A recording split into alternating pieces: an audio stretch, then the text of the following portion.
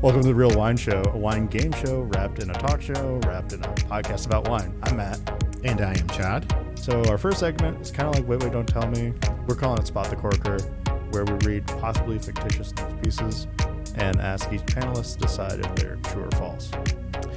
The second segment is the emotive blind tasting, where instead of relying on the usual descriptors like what kinds of fruits, how much tannin or acid the wine has, we ask our panelists to taste the wine and tell us a story about the wine based on how it makes them feel, like perhaps a memory, or if the wine were a person, what kind of person would it be? You know, think of it less of a game show and more of a wild discussion about the wide world of wine. So let's get into it. Let's do it. All right. Yeah, so let's meet our guests for the next round of The Real Wine Show. And Matt, why don't you do the introductions for our esteemed guests? All right. We have Sciarrino, Diego Aliste, and then we have Jimmy Bates. And we are so happy to welcome them here.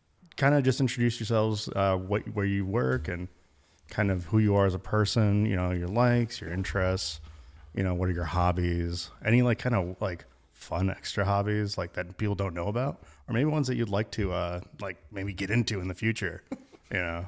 No, he's making this sound like a dating show. It's not that. It's just, but yeah, Sal, why don't you just give us a little your brief history in wine so we can know who you are? Sure. So I owned Decanter and Coupe Imports. So we're a fairly new import company that we went live with inventory in September of 2022.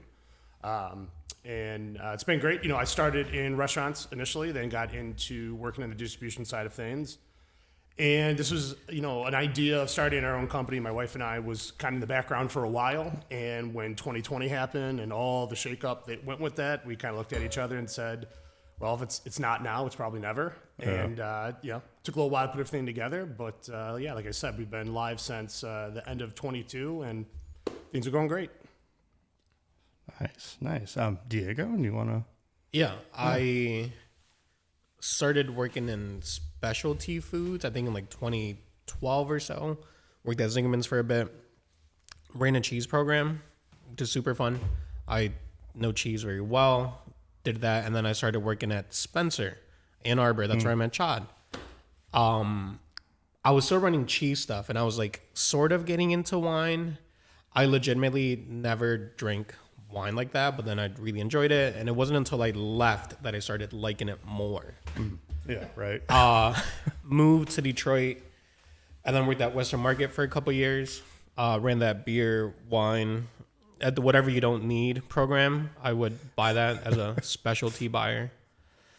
And then, did that. Worked at Roses for a bit. Shout out to Molly, great lady. And yeah, by the way, do you have any idea what Molly's new project is? I know the Roses. There's no personal project, but she is running the Detroit Boxing Gym, which runs I did see that. That's right. Nonprofit for after-school programs. Yeah, so, well, it is a loss for the Detroit scene anyway. Roses was was a really cool place. I definitely miss the employment part, but also just what it was. But now I am at Frame in Hazel Park, wine director. Yeah. I also buy all the beer, which is fun. Oh, hell yeah. Nice. Jimmy. I'm Jimmy. I work for T. Edward Wine and Spirits. I'm one of the national sales reps. So I cover 9 states. I've been in the industry, started off as a beer buyer probably like 12 years ago. Did like beer buying, spirits buying, then wine buying, then jumped over, did merchandising for a while, and then did some chain sales for a big company in Chicago, and then moved into more boutique wines with a small company called Lanyap. Worked there for a couple years before moving back to Michigan. My wife and I are from southeastern Michigan. Okay. So when I moved back, I started with T. Edward, and I like fly fishing for Matt's hobby. Oh, see, yeah, there's a point. Nice. All right. At the end of that, you guys are all equal. Jimmy had a few taken off because it wasn't long enough. So everyone's at 2 points starting out. All right. Chad, you want to read the first one here? Yeah, sure. I'll jump into that. Let's take it from the top here. This is a true and false segment, right? So we'll read our kind of fake news story for you guys, and then you'll have to decide whether you believe it to be true or false. But it's the same story for each of you. And it starts off with, we're going way back here, in 1545, weevils were arraigned before the ecclesiastical court for eating the canopy in the vineyards of St. Julian and ruining the harvest. Council was appointed and preliminary arguments heard until the presiding cleric ordered a halt in proceedings. The weevils, he ruled, had been acting as agents of divine retribution. The winemakers were told to look to their sins, and after the saying of 3 special masses, the weevils were left, or they left, yeah. 2 years later, in 1587, what? That's not 2 years, though, 1545 to 1587. That's okay, it was some period later. The weevils returned, and this time the weevils were brought to trial again. We don't know how it was resolved. The last page of the court's documents were devoured by weevils. Okay, so I guess the question here is, were weevils arraigned, were they on trial in the ecclesiastical court in St. Julian for apparently their havoc in the vineyards? And then whether or not they ate the final court documents maybe doesn't matter. It's just really, were they in trouble? Did people try I'm to... going to say this is probably definitely false. Well, remember, we are somewhere in the 1500s. The inaccuracies and the dates, and you having a hard time keeping it together, getting through the paragraph, I'm just going to go ahead and say it's false. All right. Who wants to go next? This is a free-for-all. I'm going to say false. Okay. Do I need to give you a reason why? You can. It's a podcast. St. Julian's left bank, right? Yeah. Yeah. And the Dutch dried the left bank of Bordeaux, I thought, in the 1600s. But I could be wrong. All right. Real technical. Yeah, I'll go false because of what Jimmy said. It's true. No. It's true. Yeah. So the counsel for the defense opened with an argument from Genesis. His clients were undoubtedly numbered among the everything that creepeth upon the earth, and to whom the Lord hath given every green herb and for meat. They're just doing what they want, So they're entitled by divine decree to the fruits of the vine. The prosecution countered that the weevils were subservient to humans, in order of creation, and ought to therefore have left the vines alone. So attempts at conciliation followed, and the weevils were offered a tract of land outside the town, and they were forbidden to return to the vineyard on pain of excommunication. The trial dragged on for 8 months, and we don't know how it, Hold on a second. Did you verify this story? How can you excommunicate something that's not... Weevils aren't in the church. Who's got eyes on this? Who's in the Middle Ages, there were pigs put on trial, horses, dogs. It was a thing. It was a thing. Yeah. Man, that's a career choice. 1500s lawyer is like the job I was born for. 1500s pig lawyer. Yeah. Pig lawyer. Cool, Matt. Why don't you... we'll be generous in our grading since... Yeah. But you want to do the next question, or shall I jump into one? You call it. Yeah. All right. Let's see. So last week, news leaked that Moët Chandon just finalized paperwork to purchase Argyle Wine Company from the mega conglomerate Monster Energy Drinks. Monster Energy acquired Argyle when they purchased Canarchy Craft Brewery and Wine Collective in January of 2023. It's a perfect fit for us. Argyle is a sound winery focused on quality and has a large sparkling wine program that we aim to utilize, said Henri Peterman of Moët Hennessy Louis Vuitton. We're looking forward to a bright partnership with Argyle. Is that true or false? I want to say true.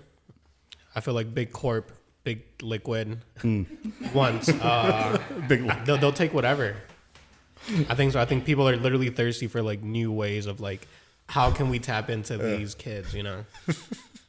I think it's true. I know that Monster recently like laid off like all of the Oscar Blue staff in Austin and just like gutted all of Cigar City, their like program as like running Canarchy. Man, this is devastating because I've been a Monster user, I'll say, not a drinker, a user. It was definitely for strategic reasons. because one of my favorite, cyclists was sponsored by.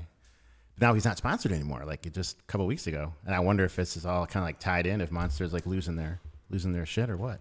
I don't know. Yeah, I mean, I know there's been a lot of consolidation and passing of ownership of brands lately. I just don't know enough about this to say for sure I think it's true. So just based off of internet, I'm going to say false. Okay. Well, actually, Wait, before we reveal the answer, how about if we do a quick glass check here? See what people have in their glasses, what they've been drinking. Jimmy, how about I you? brought What do you got? some 2009 Vino Todonia Rosé. What do you guys think? It's great. anybody have any stories about Vino Tintonia? Or I'm enjoying it myself. Yeah. I've always liked the value of these wines relative to the scarcity. I very rarely walk by like a stack or a shelf placement of Vino Todonia without grabbing a bottle. How'd you get this? I got it from Binny's Beverage Depot because anything worth drinking is at Binny's. Or if you can't find it at Binny's, it's not worth drinking, I think is the saying. Nice. Benny's in Chicago. Mm-hmm. Yeah, Third Coast WAF is happening. Not sure when this is releasing, but 1 week out, I believe. I always make a trip to Benny's. Can we get a Benny's sponsorship? That'd be awesome. Benny's, send us some stuff. They do have one of the best Scotch programs out there. They bring in a lot of really good single cask barrels that are unfortunately poorly received, and they always get closed out. So next time you go to Benny's, Have you guys been to Benny's? Oh yeah, I love it. So let me ask you, this drinking is incredible as it is right now. The Tondonia you're talking about, Sal? Yeah, as of 2009. How much more longevity does this wine age and continue to drink like this? I think my finding with this wine is it's very fragile, and I bought 3 of them, and this is tasting the best. I've had this one. You were hoping for the probably best on Yeah, it. I've had this one for about 3 years. I opened one with my wife, and she was not into it. So the last one's been in the basement waiting for a group of like-minded. Well, I feel like if you individuals. gave this to someone that didn't have any prior knowledge, if you just said, "Hey, it's a rosé," with nothing Well, else, that- and they tasted it, they might be yeah. thrown off a little. They'll That punch would you in be the a- face. That would be a weak setup, but Yeah. if you're the styling, I think. I find the Tondonia stuff is actually very durable. I think it lasts a long time, particularly after, after you open it. It can really hold. Have you had an experience with a much older vintage? What's the Yeah, oldest Tondonia 70s, that you've had? 70s? 70s, so 70? probably 30. Yeah, What was it specifically? it was a Tondonia. I guess it was a red, if I remember right. I'd have to check my notes, actually. I don't remember, but yeah, I've had some old ones, and Still kicking? yeah, old, but interesting. Yeah. But that's the thing. They're always late. They're always old or late. They keep them back, of course. They're released late, so Right. they're really interesting wines in that way, and that they're kind of already matured. And This was bought off the shelf in maybe fall 2020. yeah. At 2009 vintage. So Yeah, that's so cool. I think it's a real interesting thing that they Yeah, do with very that, much. and I guess the idea is they're supposed to be ready to drink when they release them, but That they can hold pretty good. in certain parts. We were talking about Calabretta earlier.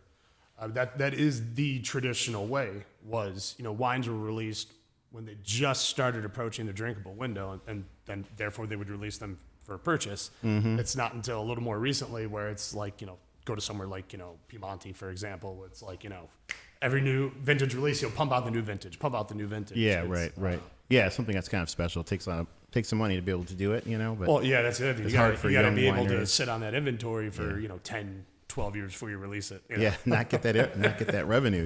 It's crazy. Yeah. So our last question was about Argyle and Monster Energy. Matt, what was the truth on that? It was false. So, Crossroads Petaluma Winery in Australia purchased Argyle, and then it was taken over by drinks giant Lion Nathan in 2001. The current owner is Distinguished Vineyards and Wine Partners out of Kansas City, Missouri. They have a holding in Australia, a couple in they have textbook wines. It's a couple things like that. Sure. So Sal was the only one that got that one right. And Out of ignorance. Yeah. All right. Out of ignorance. I'll take it. So yeah, Monster Energy doesn't own, or no, Canarchy never owned any wineries. So that's the, yeah. I was gonna be really thrown off if Monster had. I mean, I guess it shouldn't surprise me, but yeah. Has anybody seen that like day one YouTube video, the woman explaining why Monster is the devil? No. No. It's like, Yeah, it's at just at a table, and she's got this thing, and it's all the symbolism of what it is and what it all really represents. Weirdly enough, she makes what sense. kind of symbolism? Like, what are you talking about? Like, I So think I like know what instead you're talking about. if you look at the claw, the three things, they're three separate sixes, or they're nines, and when you drink them your way, there's an upside down cross that you're drinking. I think I've seen clips of this. Yeah. What? It's so classic. It's my it's educational, but it's more so that like she travels with this information in hopes of changing people. You know. Yeah. jeez. Get the monster out of I him. like the Rosa Ruby. I don't know. Anyway, I'll revisit my Monster habit. Sounds like you're a Red Bull guy now. Is what I'm learning. Who was it that was sponsored Exactly. by Monster? Oh my gosh, the English guy from Colchester. So you did what he did, and you can't think of his name right now. Hold on. No, I watch him every day, every episode. Sam Pilgrim. Yeah. Of course, he was. Any new sponsorships? As Things far as you're drinks trying go, out, just in general. no, I don't know. It's fine. It's not a big deal. A couple times a week, guys. I'm not that bad. Hey, That's it. I got it under control. Yeah. All right, let's jump into our the next question here, which is a Napa Valley company has reinvented the wine cask and is poised to revolutionize the industry. Modern Cooperage has introduced a new stainless steel barrique incorporating a variety of innovations, affording advantages to winemakers, including reduced water and energy use, lower carbon footprint, what else? Reduced barrel room storage requirements, for example. It's actually physically thinner than wood, I guess, is what they're saying. They achieve, quote, ensured brand style consistency by equipping the barrique-sized barrels with a sealed, hand-turned center shaft with wood stave attachment points to allow flavoring and paddles to affect batonnage. Don't make that face. I'm trying to read this. I'm listening. straight. I'm actively listening. Quote, winemakers seeking sustainable, affordable solutions can increase their wine quality and lower their cost of production, say Modern Cooperage. And really, what self-respecting winemaker wouldn't want that, I ask? That's my charge to you. So, the question then, gentlemen, is are there new stainless steel barriques with rotating I think wood stave? true, because Okay. all of that stuff that's like exciting, and it's a lot of words. I think consumers eat that up, so they want to see that label of like all the things that you said. But you're not selling. I mean, these are going to winemakers, not to consumer. I mean, Right, but Oh. the consumer's going to know that the wine was So made like it could that. be a marketable thing. Very marketable. okay, cool, very marketable. Big Napa, you know. Big yeah. Big liquids, big Napa. We're covering it all today, folks. Big sixes that are nines. Oh, don't mention that again. That's over. That's 86. Yeah, yeah. What do you think, Sal? The stainless steel barriques with the rotating center You spine? know, saying it's coming out of Napa, I would say it's true because, and I don't like to paint anything with a broad stroke, but a lot of the technological and scientific advances in winemaking tend to come out of New World, whereas Old World's a little more about tradition. So I don't think it's out of the realm of possibility that there's been a lot of money and energy put into something like this. Okay, so true. Yeah, That's true. two trues. Jimmy, what's your take on this? I'll go true as well. I think creating like that flavor profile at a lower price point is something that Napa in general has been trying to do forever. It's, All right. These guys are hot, man. They're on fire. That's all true. This is all fully correct. Modern Cooperage is the name of a Napa company, and they, yes, do have this Stainless new steel stainless barrique. steel barrique. Yeah, and you can just put like barrel staves. Like they have a little rack inside. And it's got a little crank on the end of the barrel, and you can come by and just crank your Yeah. juice whenever you want to. So it's kind of cool. They should be scored handsomely, Matt, for that. yes. And at the end of those rounds, the score is 4, 3, and 3 and I'm not telling you who is going to. Because it might change. Right? I'd like to can do a follow-up question on this because I was kind of fascinated by this story. You know, where do you guys fall with this in terms of like within the minimal intervention kind of concepts, right? Like we talk about using barrels is not necessarily. I mean, for me, I mean, saying minimal intervention is just really not like putting enzymes and coloring agents and flavorings in them. I don't bother too much with, the barrels or, I mean, certainly not, but batonnage, for example, doesn't bother me at all as invasive or something. So this, though, kind of feels like too much tech, and I kind of want to hate on it. But on the other hand, I don't know. Where do you fall on this? Do you think it's I don't know. Kind of, it is turns cool? into like playing God almost, like just like I must get it to this rather than like making it what it should be, what it is, what you are. The end goal is where now you're dialing it all in a weird way. It's almost feels like it's like compute almost where you can, and I'm sure it could be computers that just type it in, get it to where you want, and that's fine, right? We like flavor. They want to create a flavor, and they're going to be able to do it. So, I mean, I think anything that is mass produced, and you can think of any large. I mean, we probably all used this example one time or another ourselves, but like take something like Bud Light. When you have that much production going out, and to have consistency on a 12-pack you open up in Michigan compared to a 12-pack you open up in Texas and have it be identical, that's a feat in its own. the right? McDonald's French fry. That's Exactly. Okay, so, when you're talking about the differences generally in philosophy, in my opinion, between New World and Old World, whereas maybe sometimes the philosophy in New World is having an end goal in mind and doing what you can to get it there, that can be, I think that's done in two different ways. That can still be done with a minimalist approach and maybe using some extra barrique and whatnot, whereas maybe that would be, non-excusable Old World. But then there'd be like the antithesis that would be like this. So I would agree. To me, this is doing like way too much. You two are pretty clear on that. Jimmy, what's your take on it? Because I want to say just before I throw the mic over to you, when you're talking about Sal, the industrial scale production, this is like a barrique, right? I mean, like. Right? Like this is not like a huge, Well, enter large name winery here. Like, how many straight trailers of these barriques are they going to order? Right. Yeah. Well, and that's the thing. Yeah, exactly. It takes up less space. You can fit more. I guess the other thing is if it's a stainless steel barrique, so they're imitating the barrique flavor or effect. Does that have to be confined to the size of a traditional barrique?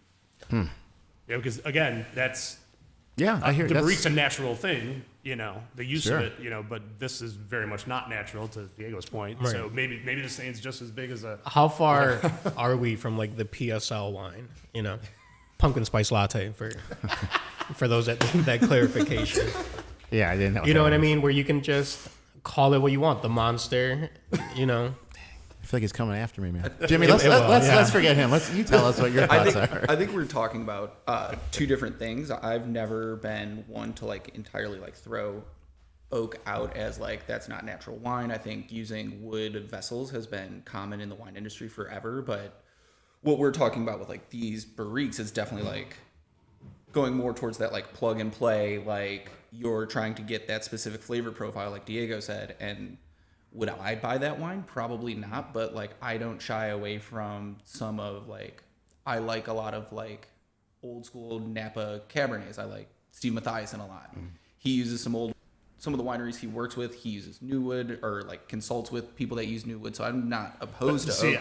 I think in that scenario, that is having an end goal in mind, right? And using different types of oak to try and get that, which is one thing, which I think is.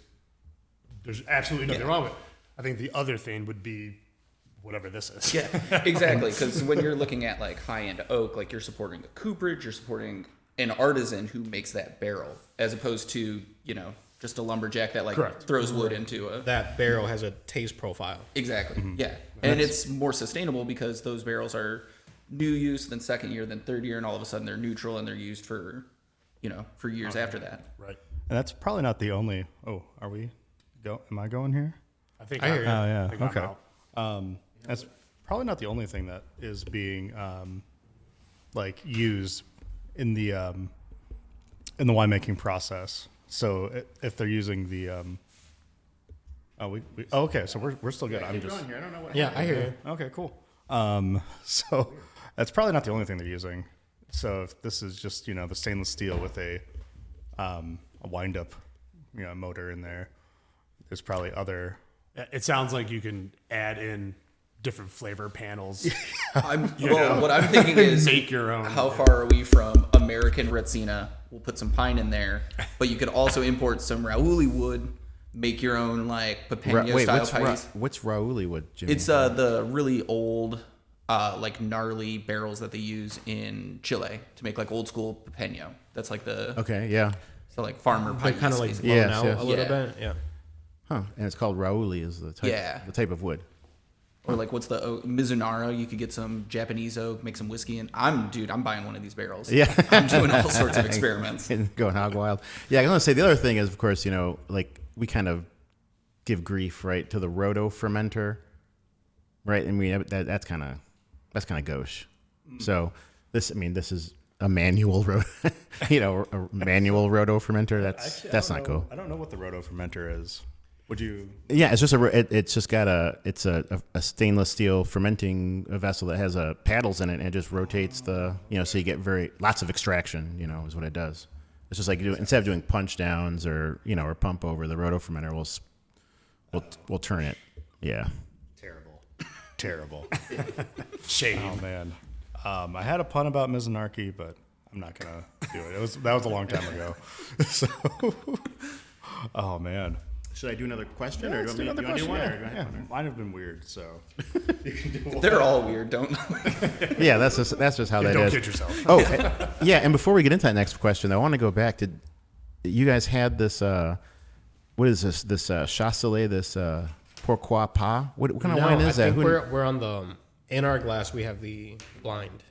Oh, you guys are way out in front Well, of it. the- Okay, the but you had 2000 the Pourquoi because it's kind of crazy. It's got a little prickle to I'm it. sure it's it's a little changed since you've opened it. Yeah. Yeah, it's lively. It's tons of cherry. yeah. Yeah, tons of cherry. A little bit like it feels like it re-fermented a little bit. Yeah, it's crunchy. Yeah, It's got that like texture. Prickles. Man, the I like. What kind of wine is it? It's just Gamay. It's from Beaujolais. Just normal. Is it? Normal Gamay. I wonder if my theory about why it may have re-fermented is that it uses a synthetic cork, and I wonder if this was the first year that the winemakers use a synthetic cork because there's no oxygen exchange. Maybe there just wasn't enough, and it just didn't. It just like okay, cool. We're gonna get all that fritzy stuff back in there. Yeah, I wonder if it was re-fermented. It tastes straight. I mean, it doesn't taste weird. Like it just, I think it was probably just dirty, kind of dirty. But it's okay. It's kind of interesting. Yeah, It's crunchy dirty. and it's dirty. Yeah, Leave it at that. It's dirty. yeah, dirty and cool. All right, so let's jump into our another question for you guys. And yeah, have we done any scoring updates? I mean, you were He said I have 10 the last time he did an update. 10. Man, you're tight today. We've been out of the studio for a while. He's not as generous as he was giving out hundreds of points and diamonds and shit before. What do you have now for these guys? What do you have for him? So it's still 4, 3, and 3, and I'm not saying who has what. Okay, there's that. Sorry, guys, you're gonna have to just go hard here. Okay. Just do your best, okay, and go for the big win. So how about? Oh, he's Fine. All right. Saul has 4, Diego has 3, Jimmy has 3. If anybody's keeping I score, didn't want to say anything, but I assumed that's what it was. Yeah. so He has for gotten the more subreddit- questions right than we have. Yeah. So I assumed So he there was should be- winning. Oh, is that what this was? Yeah. Okay. Is it? Okay. yeah, more or less. Yeah. There's still plenty of opportunities. Like again, remember from the pre-show little chat we had there about going with that blind tasting, the emotive story. So have that. That's where the big. That's the big. That's where the big money comes in. So our next story then for you folks is juicy wine, but in juice box. A new trend in the China wine market is seeing the popularization of wine and juice boxes. Those small little Tetra Pak-y boxes with the hole for the straw, you know, that you can buy for the kids. But that hole is for the straw. It's for the straw. The hole's for the straw, yeah. And so this is a trend amongst young social drinkers, particularly in China's trendy clubs and bars. First marketed by Hubei province's food giant Great River in 2015, it wasn't until 2018 when Hong Kong entrepreneur Wei Li introduced them in her chain of fashionable downtown nightclubs. Since then, the packaging has exploded across China and even spawned collaboration labels, with international companies like Pizza Hut and Dunkin' Donuts, the latter of which ended tragically as it was unfortunately done with the Wuhan Valley Winery. So wrong time, wrong name there. 4 years on, the juice box format is resurgent, with producers touting them as being not just economical and sustainable, but roofie-proof. So I guess, it's a small hole. You can't get that. Especially if there's a straw in there. You can't. Yeah. Right. Yeah. What kind of Mickey? And it says only put a straw in here. Just yeah. they're making Was it going to clear. drop the roof. And Yeah. Oh shit. The sign says I can't. Wrong one. So I'm not They're going not making a Dune 2 popcorn reference. Okay. Yeah. So maybe though their greatest benefit was best expressed by Beijing nightclub goer Zhou Enlai, who said, "quote I love them. They're just so cute." End quote. So is the juice box the hot new format in the China market for trendy nightclubs and bars? I'm going to say no. I know that bag-and-box wine and all different forms of that is increasingly popular overseas. I mean, specifically like in Italy, it is, which you would think would be the opposite, being such a traditional area. And what I guess what I know of the Chinese market is they want like Grand Cru and nothing else. I would have a hard time believing that people that are obsessed with Grand Cru Chablis are also like, yeah, let me drink it out of a juice box. But right. I'll say false. Okay, cool. Gentlemen, who's not? Jimmy. I'm definitely going to say false because he's been right more than I've been right. No, I agree. Follow the money, huh? I agree that the Chinese market in particular seems to be focused on high-end wine. That being said, I was debating because, Japanese sake and stuff is often seen in like small Tetra Pak, and so it's plausible, but I'm going to say no because there's a lot of detail and it just kind of reeked of like Matt's like storytelling. Diego, what's your? Are you going to fall on this one? I really want it to be true, but I don't think so. I mean, the part of me. So the answer, it's false. I'm saying false. Understood. Yeah. But the nightclub scene, or just the level of consumerism, how it works over that way. You have ridiculous vending machines with, you name it. So it's possible. That's possible. In that plausibility, can write me down for plausibility. Okay. Either true or false. I turned the F into a P. Yeah. It all works. There you go. Very easy.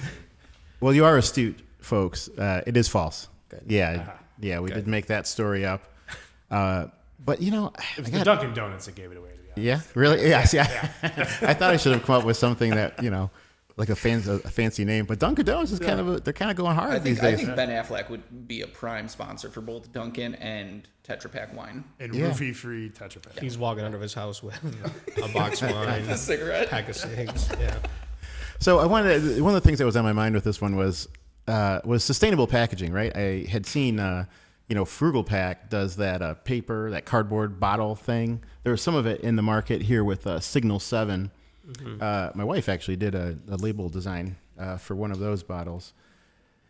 But it hasn't really exploded. And even years before that, you guys, anybody remember the, what was that football one?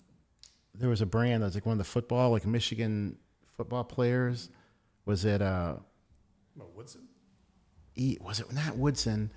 No, it was who's the coach? Schembeck? It had something to do with Schembeck. I don't remember. There was a wine anyway, and I think that what's her name was bringing that in. Her name is escaping me too. This is a great podcast, by the way. In any case, they were selling it in the full size Tetra Pak. Like what are they, half liter maybe, the kind of typical ones.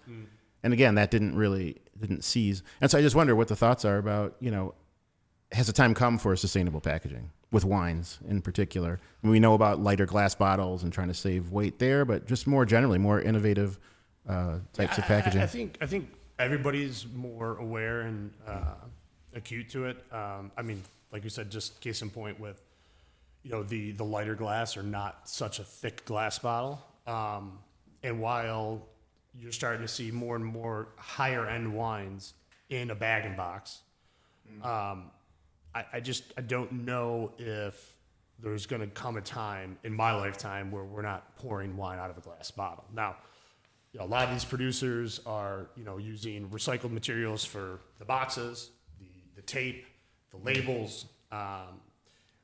What's I've been finding extremely common in like a Abruzzo, for example, they are going to Stelvin for one reason being it's one enclosure, it's one piece as opposed to the neck, the cork, and then the cover. Yeah.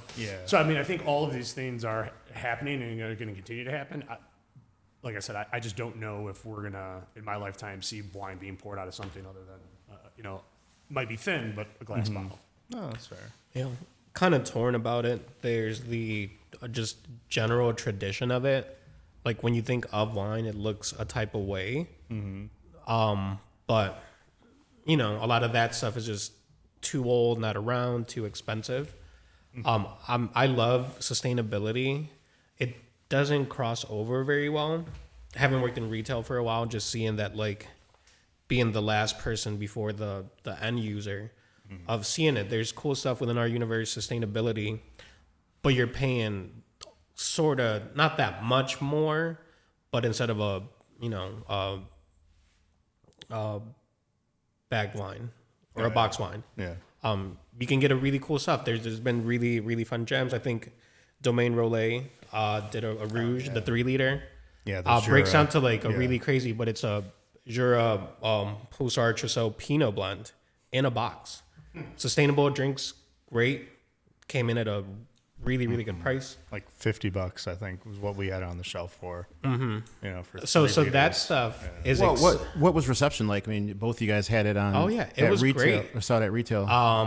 It sold really well. Once you break down the price, you're paying anywhere between $9 to $10 a bottle for it of the good stuff. That's cool, but then you're still paying a little bit more. I think it was a little tougher for us being in mid-Michigan market. You have to kind of explain what Jura is, and then you have to explain why. Well, it's made by the Juranians. The flowers? Yeah. Well, handing out copies of Wink Lorsch's book every time someone comes in, just like do your homework and then come back and buy the 3 liter. Yeah, I think you're going to need to get people past. We were talking generally something about this before the show started, but like take Pinot Grigio for example. I mean, for so long people were presented with all these vast options of like bad Pinot Grigio that today when you hear Pinot Grigio, first thing that comes to your head is not anything nice, which is unfortunate because there's a lot of really good Pinot Grigio out there. When we're talking about sustainability and putting, trying to go towards wine in a bag in a box, people are automatically going to think of something like Franzia. And if we, as an industry, ever actually make a large push towards that will be one of the largest things to overcome is trying to tell someone that this is not of that quality. I think there's other things that we can do as an industry to promote sustainability without overhauling like packaging lines, because it's the same thing with cans. If you're doing like Tetra Pak, like that's a massive carbon footprint to completely redo like how you package your wine. But there's like certain places where they get the raw materials for foil to go on bottles of wine are conflict areas. Cork can be in short supply. So I think like minimizing wine's footprint and things like that is overall more important than changing like the vessel that we all know and love. But I think that there's been some significant headway in both those regions too, where you're seeing like composite cork in the middle with like real cork on top, real cork on bottom. So you're getting like that seal, but the middle is recycled material. Different foil. I think Stelvins are great. I think they're kind of maligned because of like Australian wine from like the the 80s and 90s, like really like did some disservice to that closure. But I think like that is you know, I'm never opposed to a Stelvin, and there's plenty of like high-end wines that you see in those, like Molly Duker's making like $150, $200 bottles of wine that they put a Stelvin on. And, I mean, wasn't it Cade that like yes, 15 years ago started making their top production in Stelvin? They do. Because they're like, we don't want any corked bottles. They We do only make a half little and bit. half. So I helped a friend do an inventory of a cellar in southeastern Michigan, and the collector had Cade bottles, and it's like half the case is Stelvin, half the case is cork. Yeah. And I was just like, are these like from the winery? Are these shiners? And he had to explain to me that like, no, they specifically package them like that. Yeah. And I think that's great too, because it also removes the need for a tool that needs to be manufactured. And it's, you know, little things I think make up like. But you know, back to Diego's point, I mean, there's tradition and, you know, there's romance around, you know, popping the cork and. Well, it does bring up, though, the other question, though. So, yeah, you can have romance, but if everybody is aging out, they're dying. The people who have that romantic affiliation or attraction. Right. Maybe it's not there anymore. Yeah. Well, yeah, I mean, again, if you have to wait, I guess, for everybody to reach a certain age before that happens, because I was thinking about, of course, just reaching out to new audiences for wine, right? There's a lot of concern that the audience for wine is shrinking, right? I mean, younger people are drinking less, you know, and is there a way to, you know, does the packaging have anything to do with bringing them into the mix? I don't know if packaging does, but I think there's more free information now about wine than ever before. And I think that that's great. And I know that like statistics show, you know, maybe there's a smaller audience for wine, but like it's sort of like polling where it's like, what wines are we talking about when we're looking at like a shrinking audience? Is it like people aren't bringing, you know, Grand Cru wines in from France? People aren't drinking those because unfortunately most of us are priced out of a lot of wine, you know, like I'm always looking for good values. I'm always looking for things that I can get for under $20 that like, you know, I have no problem leaving in storage or like drinking it every night, like that sort of thing. But I don't know if like I buy that wine drinkers in the United States are going down, because you can just open Instagram and look at Wine Folly, and she's explaining some like random region that like the average consumer would have never known anything about. And I think that is exciting and hopefully driving like more new wine drinkers. Yeah, I like that. Yeah, I think the can is really cool. It made it so accessible, and it was just one little. Well, imagine that's what I'm saying. Imagine the juice box. Right. You can put that in your, but now put it in your pocket. You're like, oh. Now we're looking at, let's do another small thing differently. I think the can is just it's classic. So if you want to go that route, to me, it feels gimmicky. I don't like being lied to by retail. Yeah. So I feel like the can was kind of like cool. Like we figured out how to drink it. And put it this way. And I've had some really, really great stuff. All those in a companion can. wines, right? Yeah. Brock Cellar. He has canned wines, and Lubanzi. even the price of those. A lot of cool stuff. All those companion wines that are in cans where he goes, it's like in a ghost, but for cans, and gets things like from different, and he just takes a truck to different wineries, and there you go. There's the companion wines. I think we need to thank the founder of canned wines in America, which is Sofia Coppola, because they used to do that rosé, and that had a straw. It came with it. It had a bendy straw that came attached to it. I sold a lot of that when I worked at Whole Foods. It was very popular in the Ann Arbor Whole Foods. Was it roofie proof? I don't know. The bendy straw probably. Just to the point of like the shrinking wine market of, you know, the younger generation.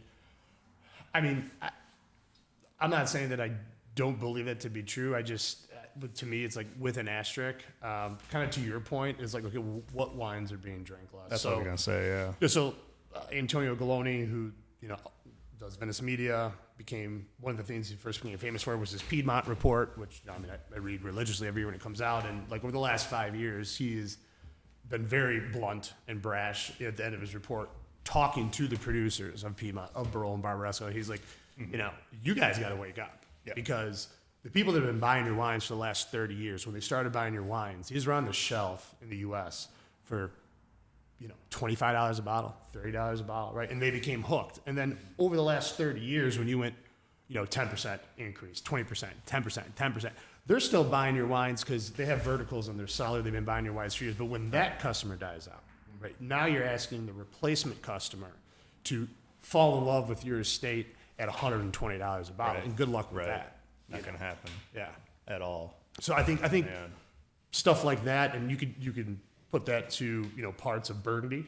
You could say Napa Cabs. Oh, So maybe those categories are going to suffer to have replacement customers. Oh, yeah. Whereas there's a lot of good wine out there. There's a lot of good regions out there. So for as long as wine's been around, longer than anybody knows, I have a hard time believing it's going to go anywhere. Yeah, I think if you're looking at like the popularity of Napa Cabernet, but not looking at producers in like the Sierra foothills that have been making like incredible age-worthy Cabernets forever, or like one of my favorite winemakers, Matthew Rourke, is making you got to taste that 2013 Riesling that I left at Stadgarten, and that wine was So insane. Like no one could blind it. Like I opened it and it tasted like a European Riesling. So there's a lot of like really cool winemakers. I think Santa Barbara is really, really fun. I think there's a lot of like exciting things, and it's a question of like, where do I want to put my money? And like even the drinkers in Santa Barbara, I think they have the Funk Zone, which is a downtown retail and wine bar space. So, you can get down in the Funk Zone. But I am worried Burgundy's going to start coming for the Willamette, like Burgundy buyers that can't afford it anymore. They're going to start like coming after like my Evesham Woods and my Hayden Figs and like those wines, and it's going to bum me out if I can't continue to afford those. I hope we're not going like too off path here. But No. I can see the timer. We got plenty of time. Like when I first started getting involved in restaurants and in wine,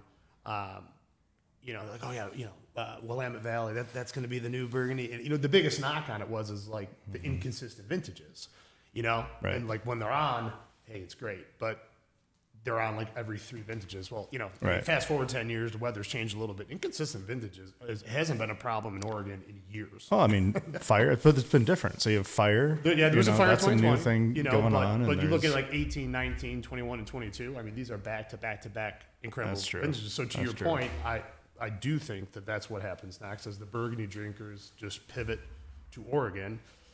And then, it'll probably happen with Oregon as well.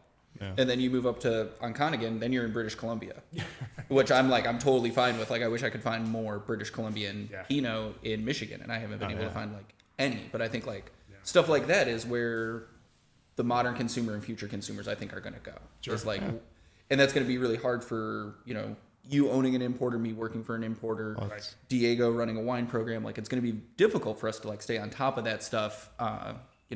Yeah, but I also think it's been going on for a while. Like, there are some, for example, Alto Piemonte producers that are iconic. They're very hard to get your hands on. They're not cheap. Okay, take those handful out of the equation. And like, as Barolo and Barbaresco continue just every year, no matter what, to jump. Not as much as Burgundy, but they're a very close second. Is it that stretch of imagination where, Nebbiolo drinkers just tend to go to Alto Piemonte or go down to Roero, for example, and are finding these incredible Nebbiolos that are $15 on the grocery shelf? Or, the $15 wines are going from, like you said, like Abruzzo, making cool wines that don't have to be like age-worthy, just something to get people into wine. Right. And also what are young drinkers drinking? Is it the people that are wanting to get drunk and obliterated every night? Right. Sure, they're not drinking Yellowtail anymore. That market may be gone. Right. So, but the restaurant drinker and maybe the retail drinker, they still want to, like you're saying, like a good price point on the incoming. So maybe we're not losing the people that are switching over to pot, or they're switching over to like other as more drugs become recreational. Sure. They're moving from wine, from Natty Light. They're moving towards those ones, and we're not losing what we do, at least. Right. Yeah. And I think the gateway is a little different for everybody. Right. Some people see Nebbiolo and they're like, oh shit, $15. It's a steal. Where somebody might have heard from like their buddy in Birmingham that had a great Nebbiolo, and all he knows it's $300. Like, they're both right. They're both correct. Moral of the story: Nebbiolo's amazing. But they're very right, and it's like it gets hard sometimes. Again, I've spent so many years just selling to people, selling them on this thing, and it's like, yeah, I guess they're the same, but how do you get there? How can you describe sometimes to people that like there's terroir? Like, how do you legitimately explain that when you're like they're from a very, you could probably throw a rock, get over there. Yeah, there needs to be a channel, is what you're saying. For some people, don't arrive to the wine world via the same path, right? Exactly. And as long as the channels are there, people will continue to come. I think is that a way of summarizing what you're Pretty saying? much. Cool. Well, let's step into the next segment. Yeah? Matt, are we ready? Yeah, I am. Okay. Yeah, so this is our emotive blind tasting segment, right, guys? You remember that? So, it's not the berries, it's not the leather. It's like, does the wine transport you somewhere? Does it make you think of, love lost or Not some quite. cat you see on the street? Yeah. You're going to take us out, Diego, with that one? Yeah. Lead us off. I should say not take us out. Lead us off. There's this like cocoa like chocolate feel that really like, have you ever had like a mocha and it's done very bad, and then the bottom is just the chocolate wasn't stirred, sort of that intensity of like the cocoa, the kind of leathery kind of cigar. Didn't I just tell this guy like it's not about like the leather and like but I'm explaining a really bad mocha that I had, like that. The bottom of the mocha is so uncomfortable if it's not done right, and you're like, I just got chocolate on the bottom of my coffee rather than having it. This is an aromatic impression you're having. Is that correct? You're not talking about flavor or aromatic? Flavor. Tastes. Taste. Yeah. Sort of the finish as it lingers brings me back to, and makes you want to say something. I never say anything. Like, can you redo my mocha because you didn't stir it? And you get to watch these people make it, and they're like, You're watching. I know you're doing it they're wrong. obviously I'm watching. skipping a step, You should say then, now is when you stir. Just make sure. Today's a new day for you. Today's a new day. Yeah. You'll be taught. But why am I the guinea pig of you not like trying out this new technique of making a mocha? This may have happened on the way stirring it, over. Had a couple bad ones. Well, that's a pretty damning story, I would say, for this wine. It Which tastes coffee place should I avoid in Yeah. Disney Park? For me, Go, Sal, yeah. it's more of like a memory. First time I ever had aged wine, never tasting what aged wine tastes like. It was a moment in itself of discovery and confusion and whatnot. And so Adolescence. for the first time, the first step I took of this, I was instantly transported back to tasting. It was a Napa cab that was 12 years old, and me and my wife we were dating at the time, but we were in the hotel room on vacation. We just checked in and popped the cork, and that's just instantly brought me back to that taste and that. Oh, that's a cool story. That's great. Cool, Jimmy. What do you think about it? How's it hitting you? And then once you go through this, then if you guys want to take a stab at making a call on it, you can feel free. But Jimmy, how is this impressing you? This Not wine? to like malign my generation, but this is like a very much like millennial wine to me because it seems like it's older, it's more mature, but it's like the color isn't quite there for me to think that it's super long-term aged or like has been like stored. It's just kind of, it's like elderly but still young. So I identify heavily with this wine. This wine seems like it wants to be in bed by 9 p.m. It's like it probably wants to have pizza. I did go to bed at 10 last night. But no, I think it's really pretty. There's a lot of, like Diego said, there's a lot of sort of character influence on it. But it just keeps drawing me back to like some woods that I like took a hike through. It's like it's kind of earthy. It's smells kind of like spring, like fresh berries. So yeah, it's taken my slightly elderly body like This through kind the of brings woods. me to like an old school chop house that's really dark inside. Everything's dark wood. Still smells like smoke, but they It haven't still been smells like smoking smoke, yet. but you weren't allowed to Smoking smoke in there for 20 years. That's pretty funny. Yeah, that's interesting. It's obviously we're looking at a wine then that I think we all agree it has some aging on it, probably, and it doesn't have to be super old necessarily, is what I think you're getting at, Jimmy, but it does have some aging on it. It does seem like it was aged before it was bottled, maybe. Like maybe like it was in barrel. released. Yeah, maybe it was released. Oh, you think it was aged? Oh, so not in barrel or bottle. You're just saying just somewhere. I think I don't know. Maybe it was. I think you said it was aged in barrel before bottle. Yeah. Yes. Yeah. Okay, so but maybe released a little bit later than I don't think this was. I don't know. Probably wrong. So that raises the question. Then I guess the next question would be: is it the old world, new world thing? Excuse me. I think it's New World. I think it's fairly ripe. I think. Yeah, it's ripe for sure. I think yeah. Which if I can just I'll interject. Is it okay, Matt? Can I tell a story? Yeah, of course. Okay, thanks. Because we don't know what this is either, actually. No, How we many don't. We points have no did idea. How many points does Chad have? Yeah. Yeah, and did you Before he get starts Jimmy's to 10? Yeah. Yeah. No, the first time I smelled it, this is honest to God truth. This reminded me of like a girlfriend I had like when I was in high school. She was kind of older. I just met her. I was working. This is how old I am. I was working in a video store. You can't know what a video store is? I used to ride my bike to Blockbuster. Okay, yeah. Was it a big chain or a local, No, this like is a video hut? yeah. This is old enough. It was pre. It was called Video Did- Watch. Did it have the curtains? Did we have the porno section? Yeah. I think we did actually. I don't remember to be honest. You wouldn't know because you wouldn't have never gone back Yeah. there. So Probably, I guess. What if somebody hit you with a 5? Yeah, okay, yeah. I'll get that for you. I think we did have dirty movies. I think we did. But anyway, it reminded me of this girl. So she was a little older. She was in university at the time. So she was maybe, she seemed older. I was like 18 or whatever. Is that how old I was? 17, 18? Yeah. And, So, yeah. yeah. Thanks. I was held back. I believe that. at least once.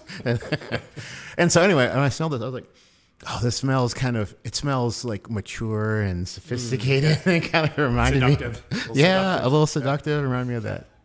Yeah. Did you do mature activities? not those kind, but like, were you like going out? You said this was a girlfriend. Correct. Yeah. Cool.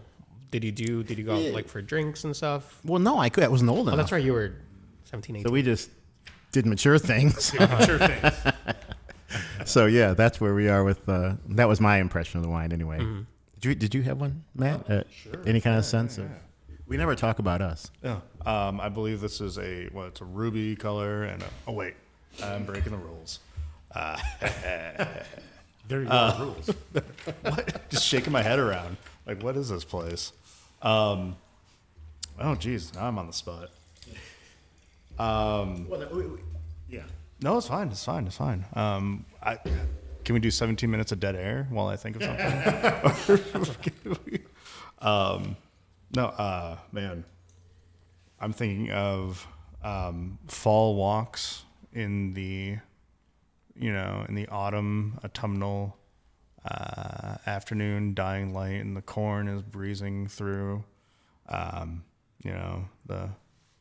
The wind is breezing through the corn, and then you get all the gravel goes into your chacos, and you're kind of walking around, and it gets a little blistery, and you kind of feel like, oh, I probably should have worn socks with these, and it's kind of a weird.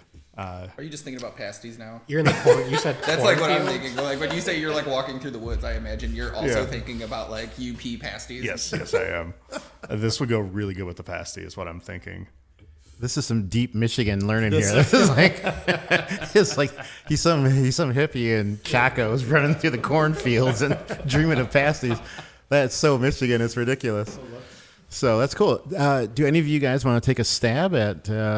This is hard to call. I don't know. You said New World. I think Jimmy. this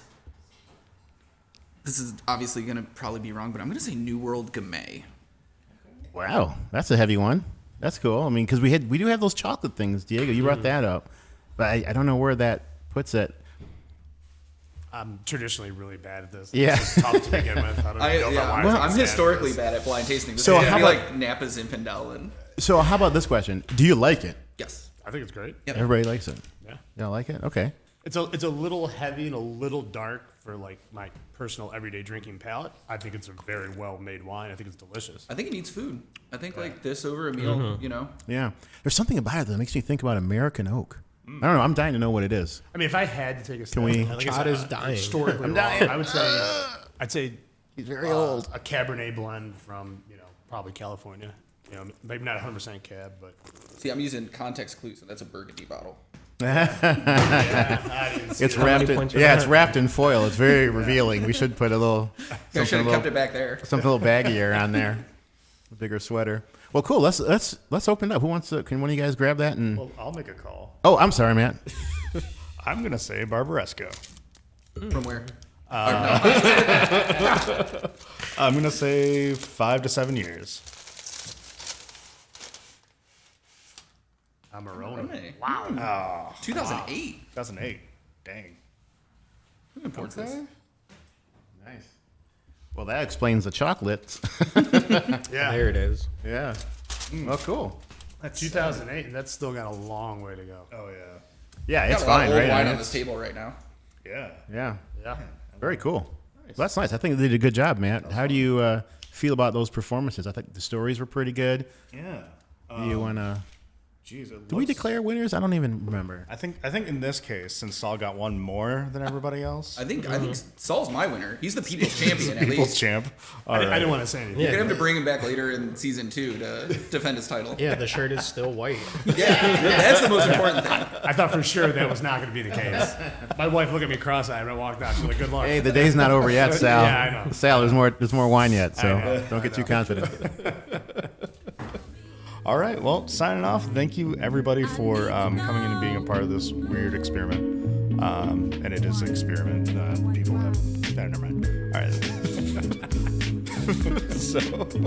Yeah, no, gentlemen, thanks so much for coming out Thank you. and Thank being on you. the show. It was a lot of fun. Let's stick around. We have the new crew is in here ready to go. They're chomping at the bit over here, so let's enjoy some more wine and have some fun. And thanks to everyone for listening. That's how you say it. All right. Thanks. Take care. Thanks.